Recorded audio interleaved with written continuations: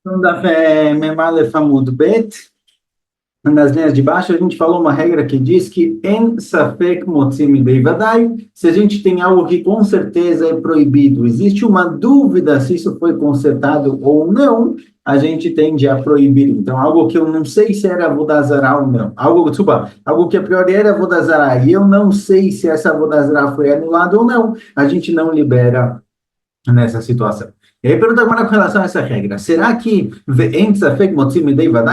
realmente, quando eu tenho uma dúvida se foi liberado ou não de algo que com certeza era proibido, eu não permito? Mesmo que seja uma chance, mesmo que tenha uma chance de não ter sido liberado, talvez, pelo lado de sim ser permitido, eu devo liberar. Veatane, ali a gente encontra na Braita, Haver Shemet. Haver é alguém que ele é considerado um Talmid Chacham, alguém que ele cuida das mitzvot de maneira perfeita, 100%. Um Haver que faleceu, Veniach Meguram Elea Perot, ele deixou na casa dele uma gaveta, uma caixa cheia de frutas. E agora eu não sei se foi tirado o maaser ou se não foi tirado o maaser. Afilo em Benei Yomar, mesmo que sejam frutas que dá para ver que elas foram colhidas hoje, Arem Becheskat Metukanim. Eu posso ter certeza que essas frutas foram consertadas, ou seja, foi tirado delas Trumot e Masrot. Então, qual é a minha situação aqui? Eu tenho uma situação, como a Grama vai explicar agora na continuação. Veacha de vadait vile. Essas frutas, com certeza, elas são tever, são frutas que não foi, são frutas que têm obrigação de tirar maaser. Certo? São frutas normais, orgânicas, são frutas que foram colhidas da terra e com certeza têm a obrigação de tirar macer. E safek aserinhu, safek lo aserinhu. E eu tenho dúvida se essa pessoa que faleceu e deixou essas frutas em casa numa caixa, eu tenho dúvida se ele tirou macer ou não tirou macer. Então eu tenho certeza uma proibição de tirar macer. Dúvida se foi tirado ou não. Vekatane safek, como tzime devadai. E vem a minha dúvida se foi tirado o maaser ou não, e muda o din das frutas para um din de estar liberado, e tirou das frutas a proibição certeira de maaser, certo? Então, na dúvida se tirou maaser ou não, eu posso ter certeza que ele tirou maaser, mesmo que as frutas com certeza têm obrigação de ser tirado delas maaser, e é dúvida se ele tirou ou não, eu posso supor que ele tirou e permitir.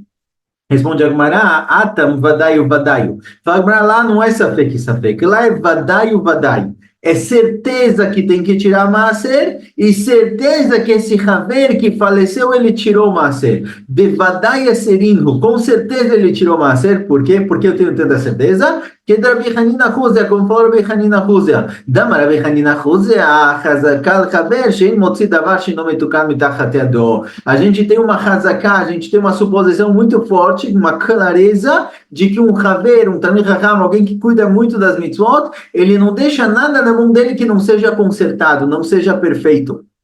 Por isso, se ele tem frutas em casa, não tem dúvida que no primeiro momento que as frutas chegaram na casa dele, ele tirou outro mote e masrot. Para que não tenha na casa dele frutas que ainda não foi tirado outro mote e masrot, que são proibidas de serem comidas. Então, um haver que tem frutas na casa dele, com certeza já foi tirado trumot e masrot. Eu não tenho dúvida disso, é uma certeza absoluta. Então, do mesmo jeito que eu tenho certeza que essas frutas têm que tirar maser, eu tenho certeza que o haver tirou.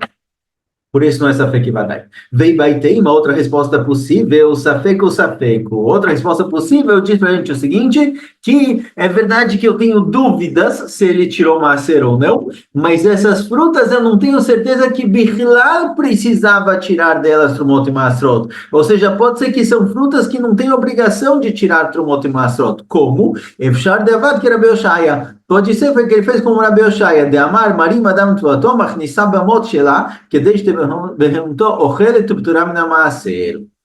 Fala o seguinte, olha, a obrigação de tirar Maaser é a seguinte, pela Torá, eu só tenho a obrigação de tirar Maaser caso eu tenha colocado as frutas limpas, já prontas, dentro de casa, entrando pela porta principal, entrando pelo portão e a porta principal. Se eu coloquei as minhas frutas em casa pela chaminé, ou se eu trouxe as frutas para casa ainda com toda a sujeira do campo, um pouco de terra, um pouco de coisinhas grudadas nela, a minha fruta ainda não tem obrigação de tirar maaser. Então fala para o seguinte, Rabi Oshaya falou, Mari mandamatvotô, a pessoa ele pode enganar o maaser, fazendo o quê? Colocando, trazendo a sua tuvoá, a sua colheita, eu coloco a colheita para casa ainda com motos, com sujeira, com terra, com grama presa dentro dela. E aí, eu ainda não vou ter obrigação de tirar a maaser, já que não tenho obrigação de tirar a maaser, eu posso fazer isso, que desde para eu poder dar para os meus animais comerem. O que os animais comem não tem obrigação de tirar maaser. Então, se eu tenho animais no campo que vão lá e pegam um pouquinho das frutas, não tem problema nenhum, não preciso tirar maaser antes dos animais comerem. Mas se eu vou levar para casa, porque eu tenho um cachorro em casa, eu tenho algum animal que está doente, ele está dentro de casa, eu preciso tirar maaser antes de levar para casa. Então, como eu faço para poder alimentar os animais sem tirar maaser? Então, traz para a gente a brochaya a opção de colocar as frutas para casa ainda misturadas com terra, com grama que tem no campo. E aí não tem obrigação de maaser ainda. Então, não é certeza absoluta que eu preciso tirar maaser dessas frutas. Pode ser que essas frutas não tenham obrigação de tirar maaser. Então, eu tenho dúvida se tirou ou se não, mas a obrigação de tirar maaser também é duvidosa. Então, eu tenho na minha frente safek que é suficiente para liberar.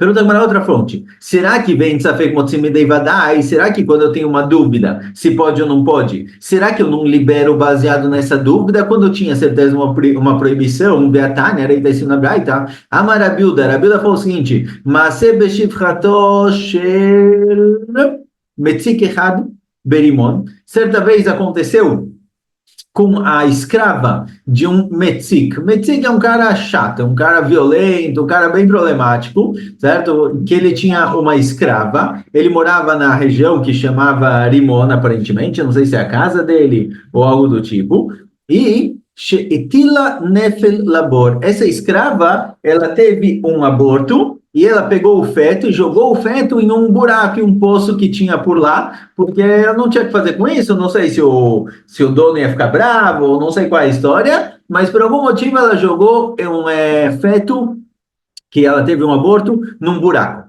certo? Num poço lá. Agora, quando nasce uma criança, tem certos tipos de impurezas que são diferentes se era menino ou menina. Se é menino, se nasceu um menino, a mãe fica impura por 7 dias e tem depois 23 dias de pureza, certo? Não vamos entrar aqui nas alahot, mas é assim que funciona. Quando é um menino, são 7 dias de impureza, 23 de pureza. Quando é uma menina, são 14 dias de impureza e 46 dias de pureza, certo? É o dobrado do homem. No homem são 30 dias, na mulher são 60, 7, 23, 14 e 46. Agora, para saber se ela está pura ou se ela não está, se ela está impura, quanto tempo vai durar a purificação dela, então precisa ver se esse feto era menino ou era menina. Então, o que aconteceu? O Ba Kohen veitzitz leidaim zacharim nekeva. Um Kohen, ele foi olhar em cima do buraco para ver se era menino ou menina, e agora ele entrou num problema, porque na hora que o Kohen olhou lá de cima, o feto que está lá embaixo é igual a qualquer pessoa morta, que impurifica, todo mundo está acima dele. Então, esse Cohen, a priori, se impurificou, e agora ele quer saber o que fazer, se ele está até hora ou está também. O Bama, se ele fez Hamim, quando perguntaram para Hamim qual o din desse Cohen, vetiru, e purificaram, falaram, olha, o Cohen está puro, não tem problema nenhum, mipnei shechuldau bardelas metzuim sham. Nesses buracos, são buracos onde tem huldot, onde tem ratazanas, ou bardelás, é algum tipo... Bardelás hoje em dia é um tigre, ou uma pantera, mas bardelás é algum tipo de animal também que ele come carne, e esses animais eles acabam pegando, se alguém jogou um feto no buraco, esses animais pegam e consideram isso como carne. Então, já que nesses buracos tem Huldai Bardelás, tem esses animais, Chachamim purificaram quando ele fala, olha, você não precisa se purificar, não precisa fazer nada, com certeza você está terror, por quê? Porque o feto não deve estar lá mais, já deve ter sido pego por um animal. Deve ser que era um poço muito fundo, ele não conseguiu ver se o feto estava lá ou não, para decidir se é homem ou mulher, e aí ele ficou na dúvida se ele está também ou não. Então, na dúvida, liberaram. Na dúvida, falou, olha, tem lá embaixo o Huldai Bardelá, tem lá esses animais, Então, já que você não conseguiu ver o feto, na dúvida você está tahor. Veacha, e a priori, qual é a situação desse caso? Devadai tila na lefel, ela com certeza jogou dentro do buraco o nefel, o aborto, safek geraruhu, safek lo geraruhu, e a minha dúvida é se essa Huldá e o Bardelá, esses animais que estão por lá, nessa região, se eles pegaram o feto ou não pegaram o feto. Vekata e safek, o motzim devadai. E vieram Chachamim e falaram que o Cohen está tahor. Ou seja, eles se basearam numa dúvida se talvez a Bardelas e a Huldá pegaram o feto e purificaram ele, apesar da certeza de que a escrava jogou lá o feto. Então a gente tem uma situação de Vadai Tumá, o feto que foi jogado lá com certeza, uma dúvida se o feto está lá ainda ou não, e Chachamim se basearam nessa dúvida e liberaram, permitiram o Cohen. Fala Gmará, lotei maitila nefilabor, eilai maitila kemin nefilabor. Fala Gmará, então a gente tem que mudar um pouco a linguagem, porque a nossa regra, quem safek motzim devadai, é uma regra conhecida, que não tem dúvida. A nossa questão aqui é como entender essa braita agora. Então, fala Gmará, a gente tem que mudar um pouquinho a linguagem da braita. Na braita, na verdade, não estava escrito que a escrava jogou um nefel, jogou um aborto no buraco. Ela jogou nesse poço, ela jogou algo que parecia um aborto, certo? Para criança abortada impurificar como um adulto, como um ser humano normal, ela tem que ter um mínimo de crescimento, ela tem que ter um mínimo de formação, não sei se é 40 dias ou algo do tipo. Então, esse feto que foi jogado lá, não sabem se é um feto que chegou a crescer até a formação e realmente ele purifica como ser humano, ou talvez ele teve uma má formação desde o início e nunca foi criado, nunca foi formado um feto aqui. Não é um aborto de uma criança, é um aborto de algo mal formado que foi criado dentro do corpo da mulher. Foi isso que ela jogou. Ou seja, não é certeza que tem lá dentro algo que impurifica, talvez tenha algo que não impurifica. Então, já que eu tenho dúvida se impurifica ou se não, e além dessa dúvida, eu tenho dúvida se, mesmo que impurifique, pode ser que o Huldá ou o Bardelás tiraram o animal de lá, isso é suficiente para permitir. Pergunta Gmará, mas espera aí, qual a linguagem? Está escrito que o Cohen foi verificar se era menino ou menina. Então, com certeza tinha lá um Nefel. Então, fala, não, a gente tem que consertar a linguagem inteira. Arrequiamar, o que a Braita quer dizer é o seguinte: Lidaim ruachipila im Nefeliti. Lá, no primeiro momento, o Cohen foi lá para verificar se lá tem uma criança, tem um feto ou não. Talvez era só ruach, talvez era só uma placenta sem nada dentro. Então, primeiro ele foi verificar se era uma placenta com alguma coisa dentro ou não. Vendem Telomar Nefelitila, e pelo lado que era um feto, se ele realmente descobrir que era um feto, aí ele foi ver, ele dá Zaharim Nekevá, ele foi ver se é Zahar ou se é Nekevá. Então, a impureza que existe dentro desse poço, ela é duvidosa, porque talvez é impuro, talvez não. Então, já que tem dúvida com relação a isso, a dúvida que talvez a Huldá ou Bardelás tiraram esse feto que se encontra lá é suficiente para purificar o Cohen. Veio ter uma outra resposta possível, que Huldá ou Bardelás metzuim sham vadai gereruhu. Outra explicação possível é que pode ser que realmente ela com certeza jogou lá o feto. Não tem dúvida, era um feto, ele foi só verificar se é menino ou menina. Não conseguiu porque não dava para ver. Estava muito fundo, não dava para ver. Mesmo assim ele é tahor, por quê? Porque se tem nessa região Huldá e Bardelás, se tem esses animais na região, não tem dúvida de que eles pegaram a carne, de que eles pegaram o aborto que foi jogado lá. Por isso, está liberado, certo? Por isso não tem, por isso quando foi purificado, não é safek, é vadai e vadai. Desculpa, não é safek e vadai, que isso aqui não funcionaria, é vadai e vadai que tiraram. Eita, pergunta para outra fonte. Pergunta que agora a gente volta para o assunto anterior. A gente viu uma discussão entre Rabi Yochanan e Rabi Shimon ben Lakish. O que acontece se uma estátua ela quebrou sozinha, caiu e quebrou sozinha, sem ninguém ter quebrado? Se o Oved Kohavim, se o cara que acredita nessa estátua foi lá e quebrou ela com as mãos, então ela perde o din de idolatria. E aí não tem problema ter nada disso, não tem problema ter proveito. Mas Se quebrou sozinho, qual é o din? Rabi Yochanan falou, olha, se quebrou sozinho, está liberado. Se não me engano, Rabi Yochanan falou isso, se quebrou sozinho, está liberado. Por quê? Porque na cabeça do cara pensa, olha, essa estátua não consegue proteger nem a si mesma, ela vai me proteger, então está liberado. E Rabi Shimon ben Lakish fala que não, enquanto a gente não souber que ele pensou realmente, eu estou abrindo mão dessa idolatria, eu estou anulando essa idolatria, ela continua sendo proibida. Essas são as duas opiniões. Pergunta agora o seguinte, Eitive, Matzat tavnit yad, tavnit regel, aleiro, assunim, pnei shekayotze baem nevad. Pergunta agora o seguinte, olha, se eu encontrei, só deixa eu ver aqui se é uma pergunta para o nosso tema ou se é para o tema anterior mesmo realmente. Então, aparentemente é para o tema anterior. Então, aparece o seguinte: se a pessoa encontrou um formato de pé, um formato de mão ou um formato de pé, está proibido, porque com certeza ele foi feito para ele Avodah Zará. Ou seja, parece que mesmo que eu encontrei só parte de uma estátua, é proibido.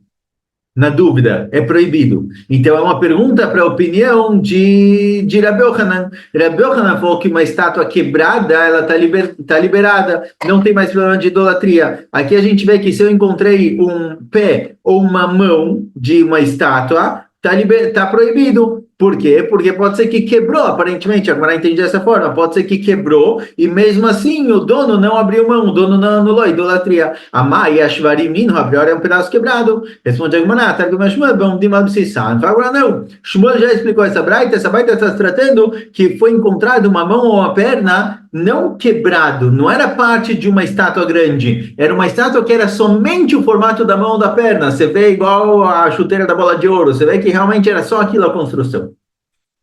Por isso, não sei se na bola de ouro tem uma chuteira, na cabeça tem uma chuteira só de prêmio. Então aqui você vê que tinha só uma mão e um pé que foi construído como isso, então não é algo quebrado.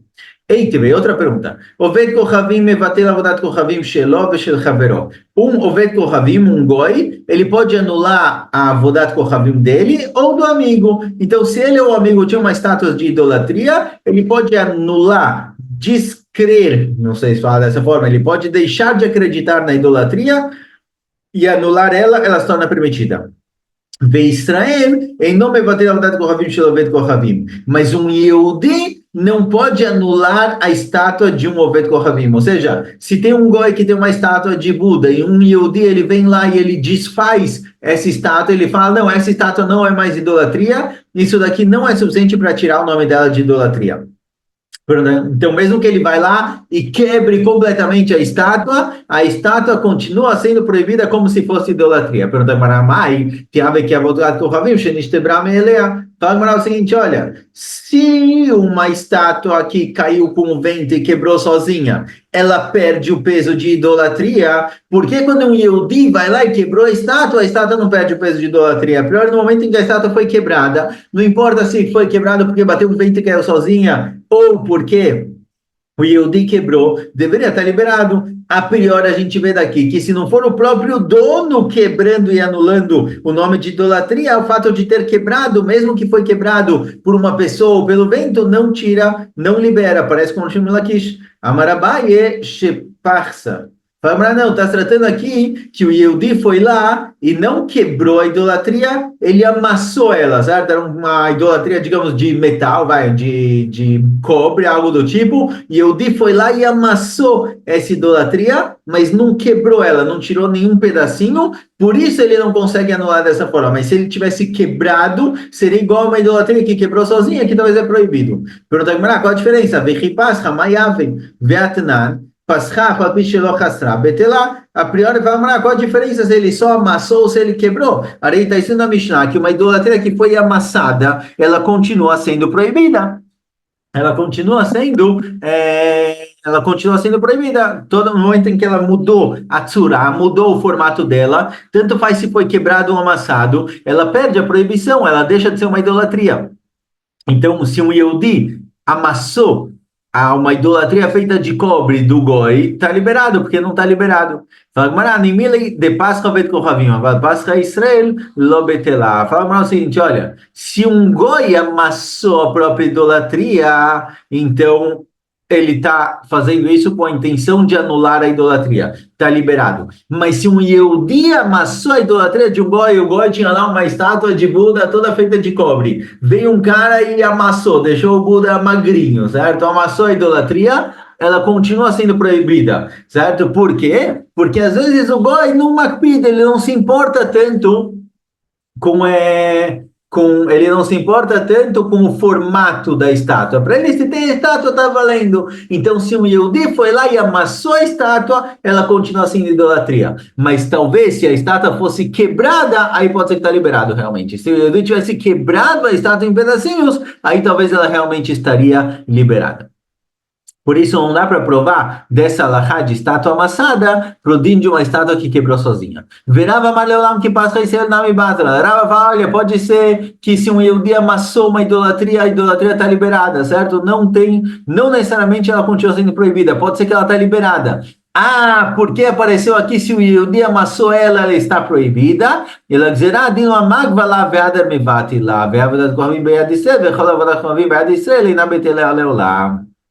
Falava o seguinte, uma idolatria quebrada, como que era a idolatria? Ela tá lá de pé, de pedra ou de madeira, do que seja, o cara vem com um martelo e quebra ela, acabou por aí. Se um Yehudi quebrou a idolatria de um goi dessa forma, tá liberada. Mas uma idolatria feita de cobre, por exemplo, que o Yehudi vai amassar ela, para amassar a idolatria, às vezes ele tem que pegar ela na mão. Na hora que ele pega ela na mão, ele faz kinyan, ela se torna dele.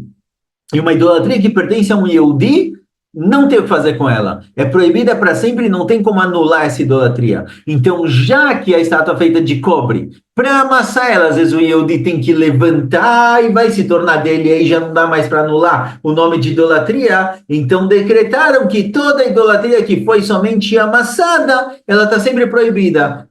Porque às vezes, se o Yehudi fez kinyan dela, não tem como anular a proibição de idolatria dela. Então, a idolatria amassada está sempre proibida. Por isso, amassado tem um din especial. Se o Goi amassou a própria idolatria dele, está liberado, isso anula a idolatria. Mas se foi um Yehudi, tem risco do Yehudi ter levantado a idolatria e feito kinyan, e uma idolatria que pertence ao Yehudi não tem volta, ela é proibida para sempre, então tem o risco. Mas se for uma idolatria quebrada, e pode ser que mesmo que o Yehudi quebrou, está liberado, então não dá para provar daqui, nem para cá, nem para lá, nem como Rabi Yochanan, nem como Shimon Lakish. Eite, veio outra pergunta, fala Gumará. Como chevia vanimina Márcoles. Um goi trouxe pedra de uma idolatria chamada Márcoles. Tinha uma idolatria na época da Gumará, que era chamada de Márcoles. A idolatria, o que que ela era? Não era uma estátua, eram muitas pedras, uma em cima da outra, uma montanhazinha de pedra. E a idolatria, o trabalho para essa idolatria era jogar pedras junto com essas outras pedras e colocar lá. Um goi que foi lá e pegou uma dessas pedras de Márcoles. Uma dessas pedras, ela é considerada uma pedra de idolatria, certo? Porque essa era próprio trabalho da idolatria, era o serviço dela. Se um goi pegou uma dessas pedras, e ele começou a usar essas pedras para tampar buraco no chão, ou seja, você vê que ele começou a usar essas pedras como material de construção, claramente ele anulou o valor idólatra dessa pedra. Então, nesse caso, mutarot, a pedra está liberada. Vez mais, Israel, Shevia, Vanim, Namarcolis, Vichipabem, Drachim, Vetartiot, Asurot. Mas se um Yehudi fez isso, é proibido. Se um Yehudi pegou essas pedras de idolatria e começou a usar para tampar buraco no chão, seja do caminho, seja da casa dele, do que seja, continua sendo proibido. Mas espera aí, qual a diferença? Porque quando um Yehudi pegou, não libera, a priori, na hora que o Yehudi vai e tira uma pedra da montanha de pedras, é como se ele tivesse quebrado a idolatria. E uma idolatria que quebrou sozinha, de acordo com o Rabi Yochanan, está liberada. Daqui a gente vê, a priori, que mesmo uma idolatria que quebrou sozinha, ela não está liberada. Então, o Yehudi que pegou um pedaço de uma idolatria, quer dizer, ele, entre aspas, quebrou essa idolatria chamada Márcoles e usou para construir a pedra, está proibido, porque não foi quebrada intencionalmente pelo Goi, que é o dono original Então, a priori, parece como Rav Shimon Lakish, que uma idolatria quebrada sem consentimento, sem conhecimento do dono Goi, não está liberada. Fala, não, pode ser que uma idolatria que quebrou por si só está liberado. O problema aqui é que na hora que o Yehudi pega essa pedra na mão, tem um lado de que ele está fazendo Kinyan, e ela pertence ao Yehudi, aí não dá para anular a idolatria dele. Então, aqui é uma proibição que vem do decreto de Rava, do que Rava falou, que a gente proíbe, porque se o Yehudi fizer Kinyan, a proibição é eterna e não dá para desfazer. Mas uma idolatria que foi quebrada sem ter sido levantada, sem ter sido pega pelo Yehudi, pode ser que ela sim é anulada, então não tem prova aqui, nem para Rabi Yochanan, nem para Shimon Lakish. Eita, bem, outra pergunta, Gemara. Oved kochavim sheshifa avodat kochavim letzorcho, hi oshfuye mutarim. Se um goi pegou uma idolatria, que era feita de madeira, por exemplo, ou de pedra, e ele começou a alisar a pedra, porque ele quer usar essa pedra para construir um muro na casa dele ou algo do tipo, tanto a pedra quanto o pozinho que foi lixado, que caiu da pedra, tá tudo liberado, porque na hora que o Goi pegou essa pedra e começou a lixar ela para Tzorech Hatzmo, para si mesmo, para usar isso para construir a casa dele, algo do tipo, ele demonstrou que ele não quer mais a idolatria, ele está abrindo mão da idolatria, então nesse caso está liberado. Letzorka, mas se ele fez isso para dar uma alisada e deixar a idolatria mais bonitinha, Riassurá, a pedra continua sendo proibida porque ela continua sendo considerada idolatria, os fuye mutarim, mas o que foi lixado da pedra está liberado, porque isso daqui o Goi joga fora, não é considerado parte da idolatria. Mas se um Yehudi fez isso, continua sendo proibido. Se um Yehudi pegou uma pedra de idolatria, mesmo que ele quer construir, usar essa pedra para construir a casa dele, ele foi lá, alisou, lixou a pedra e para ficar retinha e bonitinha, construir a casa dele, tanto a pedra quanto o que foi lixado continua sendo proibido. Perguntar a priori, na hora que ele tirou essa pedra da idolatria, lixou ela, deveria ser permitido, porque está proibido. A priori é como uma idolatria que quebrou sozinha, igual quando um Yehudi quebrou ela, igual quebrar sozinha, parece que deveria ser permitido, de acordo com o Rabi Yochanan. Daqui a gente vê que não, que é proibido, parece como o Rabi Shimon Lakish, que uma idolatria que quebrou sozinha é proibida. Responde a Gemara, Hanami Kederava. Aqui a gente traz a mesma resposta de Rava. Na hora que o Yehudi pega isso, levanta, então ele está fazendo Kinyan, e aí pode ser que vai ser proibido eternamente, não tem mais conserto. Eita, bem, mais uma última pergunta. Fala, Rabi, o que eu faço com uma idolatria que pertence a um Yehudi? Uma idolatria que pertence a um Yehudi não tem anulação, ela é proibida para todo sempre. O que eu faço então com essa estátua? Duas opções. Ou eu posso moer essa idolatria, transformá-la em pozinha e soltar no céu, certo? Soltar no vento, e aí vai embora. Ou metila em amor, jogo no mar, e isso daqui vai se estragar sozinha. Vai se estragar sozinho. Amrulo, afina se zevel, urtiv lo yedvak beadecha meuma minacherem. Falando para Deus, olha, não dá para fazer isso, porque tá bom que eu moí até o negócio virar pó, mas esse pó, ele ainda tem utilidade, ele pode ser usado de zevel no campo. Então, se eu, por exemplo, fiz isso no meu campo, no mar é outro dia, no mar talvez realmente está liberado. Mas se eu fui lá no meu campo, moí, ralei, como fala? Lixei completamente a idolatria, não sobrou nada, sobrou madeira em pó. Jogo isso para o vento, essa madeira que vai se espalhar no campo, ela pode ser produtiva para o campo, e a priori eu não posso ter proveito nem disso. Porém, pergunta a Gemara, mãe, tem a ver que a voda do Rav Shimon Abraham Melea, fala, tá bom que eu não posso ter proveito disso, mas na hora que quebrou, na hora que se estragou, deveria estar liberado. Responde a Gemara, Hanami Kederava. Aqui a gente dá a mesma resposta, que na hora que o Yehudi pegou isso, se tornou